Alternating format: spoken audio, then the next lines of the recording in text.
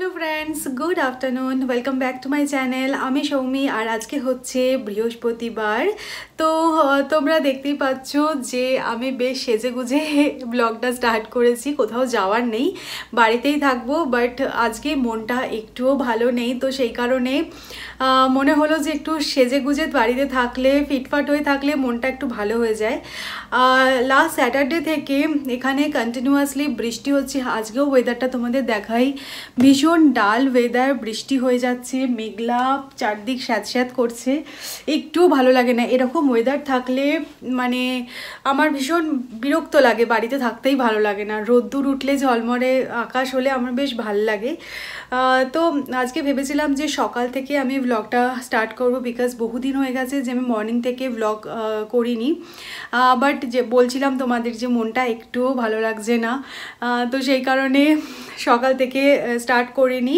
আমি বাড়ির একটু কাজ ছিল সেগুলো করলাম করে স্নান করে ফ্রেশ হয়ে আমার মনে হলো যে না ভালো অনেক কিছুই লাগে না বাট করতে হয় তাই ব্লগটা স্টার্ট করেছি আর এই ব্লগটাকে আমি রাত অবধি কন্টিনিউ করব তো চলো আজকে আমি কিরমভাবে আমার দিনটা কাটাই তোমাদেরকে দেখাবো আর হ্যাঁ এটা কিন্তু খুব ভালো একটা রেমেডি যে যদি মন ভালো না থাকে বা অনেক সময় হয় বোর লাগে শুধুমাত্র ওয়েদারের জন্য না এরকম অনেক রিজন আছে যে আমাদের ভালো লাগে না তখন যদি খুব সুন্দরভাবে সেজে গুজে বাড়িতে থাকা যায় সুন্দর গান শোনা যায় তাহলে কিন্তু আমার অ্যাটলিস্ট মনটা ভীষণ ভালো হয়ে যায় হ্যাঁ ডেফিনেটলি বোর তো সবাই হই যে কাজটা আমরা একভাবে কন্টিনিউয়াসলি করতেই থাকি সেটা সবার কাছে একটা না একটা টাইমের পর সেটা বোর লাগে সেই বোরটা কাটাতে কিভাবে হবে সেটাই আমাদের ভাবার বিষয় তো যাই হোক এই কুর্তিগুলো তোমাদেরকে আমি কুর্তি ব্লগে দেখিয়েছিলাম যে কলকাতা থেকে আমি এনেছিলাম তো এইগুলো বেশ বাড়িতে এখন পরছি বেশ ভালো লাগে আমার বাড়িতে এরকম কুর্তি পরে বেশ সেজে গুজে থাকতে তো চলো এখন টাইম হয়ে গেছে 1:45 আমি এখন আমার লাঞ্চ বানাবো লাঞ্চ বানাবো সেগুলোও তোমাদের দেখাচ্ছি তারপরে আবার কথা হবে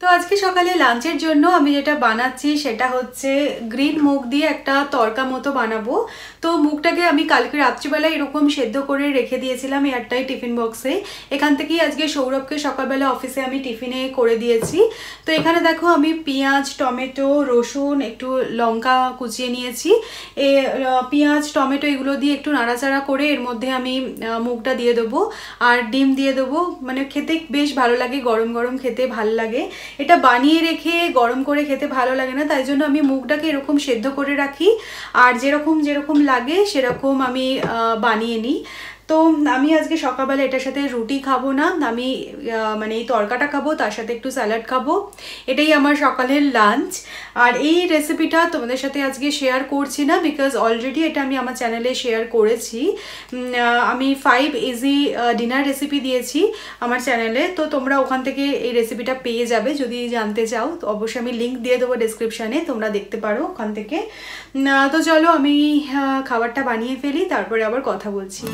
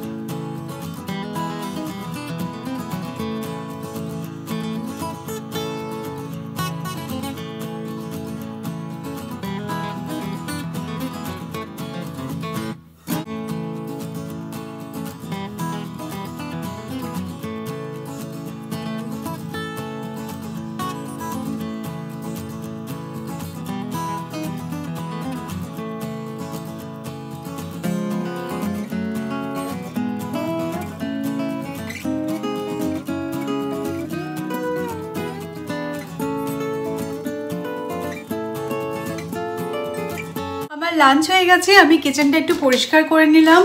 আর এখন আমার কিচেনে আর সেরকম কোনো কাজ নেই। আবার আমি ডিনার বানাবো, আজকে ডিনারে কি বানাবো সেটা পরে বলছি। তো লাঞ্চ করার পর আমার খুব মিষ্টি খেতে ইচ্ছা করছিল। তো বাড়িতে দেখো এরকম তিলের নাড়ু ছিল, তো এগুলো আমি পুজো দেওয়ার জন্য নিয়ে আসি। ইন্ডিয়ান স্টোরে এরকম পাওয়া যায়। বাদাম দিয়ে একটা হয়, ওটাও খেতে খুব ভালো লাগে, ওটাও মাঝে মাঝে নিয়ে আসি। তো এটা ছিল, তো আমি এখন খাচ্ছি। তোমাদের এই স্বভাবটা আছে কিনা জানি না, আমার লাঞ্চ বা ডিনার করার পর একটু কিছু মিষ্টি খেয়ে তারপরে আমার জল খেতে বেশি ভালো লাগে। যদিও এটা একদম বাজে, বিকজ মানে মিষ্টি খাওয়া অবশ্যই একটুও ভালো নয়। আগে আমার এই হ্যাবিটটা ছিল না, আমি আগে একদম মিষ্টি খেতে পছন্দ করতাম না, বাট এখন আমার মানে এখানে মিষ্টিটা অতটা পাওয়া যায় না, তো সেই কারণে হয়তো মিষ্টির প্রতি এরকম একটা মানে দুর্বলতা তৈরি হয়েছে, সেটাও হতে পারে। তো এখন আমি তিলের নাড়ু খাচ্ছি। আর এখন আমি রেস্ট নেব না, আজকে আমার একটু কাজ আছে। সেটা হচ্ছে যে তোমরা দেখো পেছনে এটা হচ্ছে আমার ওয়াকিং ওয়ার্ড্রপ। তো যেহেতু এটা এরকম বন্ধ থাকে, সেই জন্য এর ভেতরে নোংরা হলে না অতটা গায়ে হয় না যে গোছাই এটা। তো প্রচণ্ড নোংরা হয়েছে আমার ওয়াকিং ওয়ার্ড্রপের ভেতরে, মানে জামা কাপড়গুলো, এগুলোকে আমি পুরো ঠিক করব আজকে। তারপরে যদি আমি সময় পাই আমি রেস্ট নেব, এটা আমি ভেবেই রেখেছি যে আজকে আমাকে এই কাজটা করতেই হবে। মানে বাড়ির যে সমস্ত জায়গাগুলো দেখতে পাওয়া যায়, টেবিল, তারপরে সোফার ওপর, এগুলো যেগুলো নোংরা হয়ে থাকে আমরা পরিষ্কার করে নিই। এইগুলো যেহেতু দেখতে পাওয়া যায় না, সেই কারণে এই ভেতরে যে আলমারি টালমারিগুলো আছে সেগুলো আমরা আর গোছাই না, ওরকম চলছে। সমস্ত কিছু ডাম্প করে রেখে এটাকে জাস্ট টেনে দিলাম, ব্যাস, আর কিছু দেখা যাচ্ছে না, মানে আমার ঘর গোছানো আছে। বাট এরকমটা হয় না, আমি চেষ্টা করি মাসে একবার এরকম এগুলো পরিষ্কার করতে। তো আজকে আমার সেই দিনটা, তো সেটাই করব। তারপরে দেখা যাক কী করি। তো এখন আমি ফার্স্ট যেটা করব সেটা হচ্ছে আমি তিলের নাড়ু খাবো, তারপরে আমি কাজ করব। তো চলো তোমাদেরকে দেখাচ্ছি। তো এটা হচ্ছে আমার ওয়াকিং ওয়ার্ড্রপ। তো এর ভেতরটা বেশ বড় জায়গাটা, বাট সেই অনুযায়ী এখানে আলমারি খুব একটা দেয়নি, মানে স্টোরেজটা একটু কম। এখানে দেখো একটা চেস্ট অফ ড্রয়ার্স তোমরা দেখতে পাচ্ছ। এই চেস্ট অফ ড্রয়ার্সটার মধ্যেই সমস্ত কিছু গুছিয়ে রাখতে হয়। যেহেতু এখানে খুব একটা বড় জায়গা নয়, সেই কারণে আমি এরকম কিছু বড় স্টোরেজ বক্স কিনেছি, এর ভেতরেও আমি জামা কাপড় রাখি। এই জায়গাটা একটু নোংরা হয়েছে, আমি এগুলোই পরিষ্কার করব আজকে। আর এই স্টোরেজ বক্সের ভেতরে আমার যা নতুন জামা কাপড় আছে সেগুলো আমি রাখি, তাহলে আমারও বুঝতে সুবিধা হয়। আর এটার মধ্যেও জিনিসপত্র মোটামুটি ধরে যায়, খুব বড় নয়। আর যেহেতু আমার ফ্ল্যাটটাও ছোট, সেই কারণে আমি এর বাইরে যে একটা আলমারি কিনবো সেটাও আমার পক্ষে পসিবল নয়, বিকজ রাখবার জায়গা নেই। তাই এটার মধ্যেই ছোট একটা জায়গায় কিন্তু এটাকে আর কি ম্যানেজ করে রাখতে হয়। আর এই কারণে আমি জ্যাকেটগুলোকে দেখো সমস্তটা এরকম টাঙিয়ে রাখি, মানে হ্যাং করে রাখি, এরকমভাবে আর কি করতে হয় ম্যানেজ। আর পেছনে এইখানটাতেও বেশ হ্যাঙ্গার দিয়ে, মানে ওখানটাও আমি হ্যাং করে রাখার মতন প্রভিশন আছে। তো এটাই আর কি। চলো এখানটা পরিষ্কার করি আর তোমাদেরকে দেখাচ্ছি।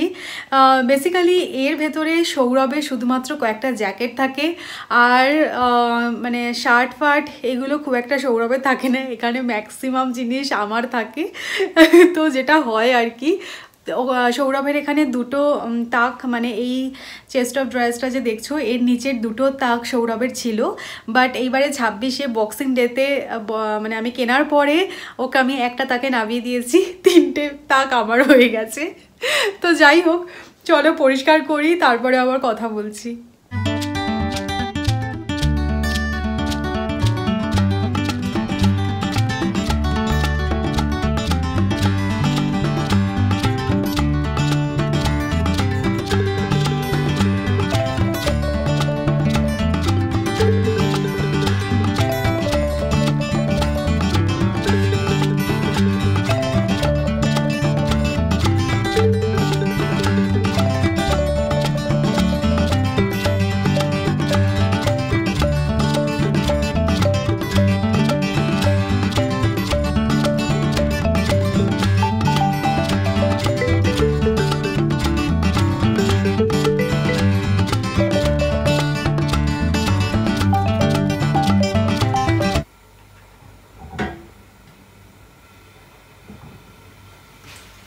তো এখন ইভিনিং টাইম, সৌরভ এসে গেছে অফিস থেকে, অ্যাজ ইউজুয়াল আমি চা বানাচ্ছি। আর চায়ের সাথে সৌরভ অফিস থেকে ফেরার সময় ডোনাট এনেছে, তো ডোনাট আর চা খাবো আজকে। তো তখন তোমাদের সাথে কথা হচ্ছিল যখন আমি আমার ওয়ার্ড্রপটা আর কি পরিষ্কার করছিলাম, তারপরে একটু রেস্ট নিচ্ছিলাম। এখন মানে টাইম হয়ে গেছে 6:30। তো এখন আমি চা বানাবো, তারপরে আজকে রাত্রেবেলা ডিনার বানাবো। ডিনার আজকে কি বানাবো সেটা তোমাদের সাথে অবশ্যই শেয়ার করব।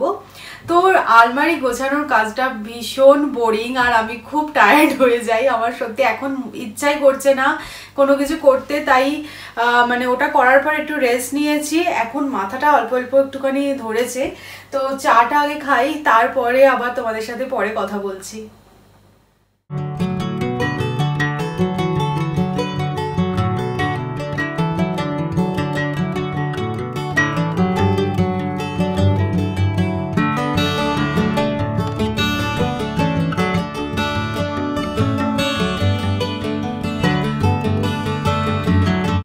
এখন আমি এসে গেছি কিচেনে, রাত্রেবেলা ডিনারটা বানাবো। তো আজকে ডিনারে একদম সহজ আর ফাঁকিবাজি একটা রান্না আমি বানাচ্ছি।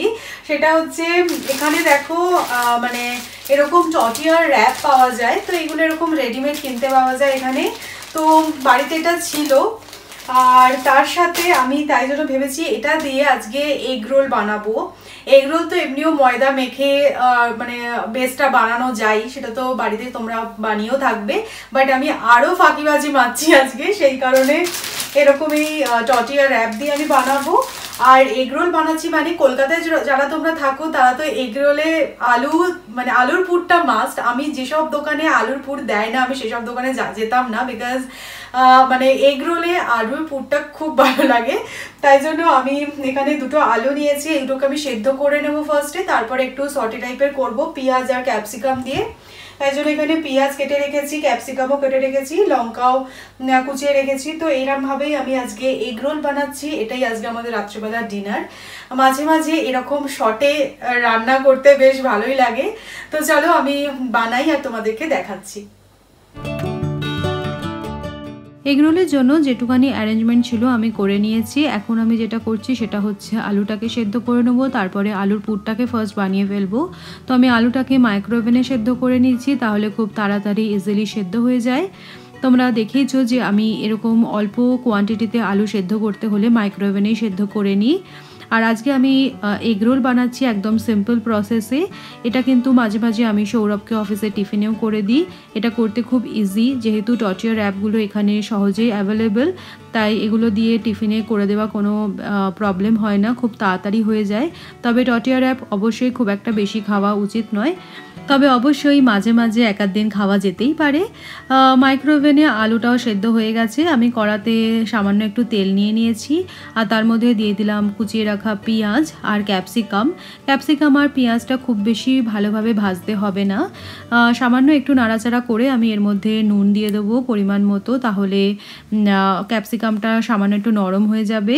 আর তার মধ্যে আমি দিয়ে দিচ্ছি এখন সেদ্ধ করে রাখা আলু, আর দিয়ে দিচ্ছি ভাজা মশলা। ভাজা মশলাটা আমি বাড়িতে বানাই। একটু নাড়াচাড়া করেই তোমরা দেখতেই পাচ্ছ যে আলুর পুরটা রেডি হয়ে গেছে। একদম নর্মালভাবে আলুর পুরটা বানিয়ে নিলাম। এখন আমি প্যানের মধ্যে দিয়ে দিয়েছি ডিম দিয়ে আমি টর্টিয়া র্যাপগুলো এর মধ্যে জাস্ট বসিয়ে দেবো, তাহলেই এগ রোলটা রেডি হয়ে যাবে।